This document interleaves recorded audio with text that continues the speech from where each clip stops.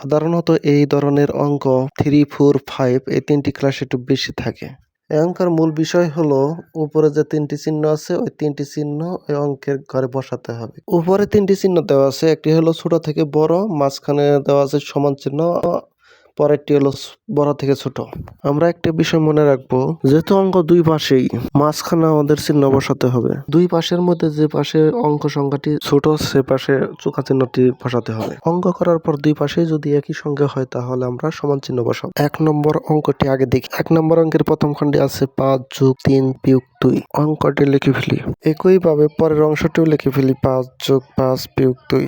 প্রথম খণ্ডে ৫-এর সাথে ৩ যোগ করলে হয় ৮ - ২। পরের অংশে ৫ আর ৫ যোগ করলে হয় ১০ - ২। এখন ৮ থেকে ২ বাদ দিলে থাকে ৬ এবং ১০ থেকে ২ বাদ দিলে থাকে ৮। অঙ্কের শেষে উত্তর দাঁড়ালো প্রথম খণ্ড ৬ এবং দ্বিতীয় খণ্ড ৮। তার মানে প্রথম খণ্ড ছোট এবং দ্বিতীয় খণ্ড বড়। ছোট খণ্ডের দিকে আমরা চোখা দিকটি বসিয়ে দেব। তৃতীয় অঙ্কটি একটু কঠিন হবে, তার কারণ হলো অঙ্কতে ভাগ এবং গুণ আছে। আসেন এখন দ্বিতীয় অঙ্কটি করে ফেলে। এই অঙ্ক করার সময় আমরা প্রথম লাইনে ভাগ অঙ্কটি শেষ করব এবং দ্বিতীয় লাইনে গুণ অঙ্কটি শেষ করব। প্রথম খণ্ডে আছে ৮/২। ৮ টাকার ২ ভাগ করলে হয় ৪। তাহলে আমরা লিখে ফেলি ৪ × ৪। প্রথম খণ্ড শেষ। এখন আসেন দ্বিতীয় খণ্ড।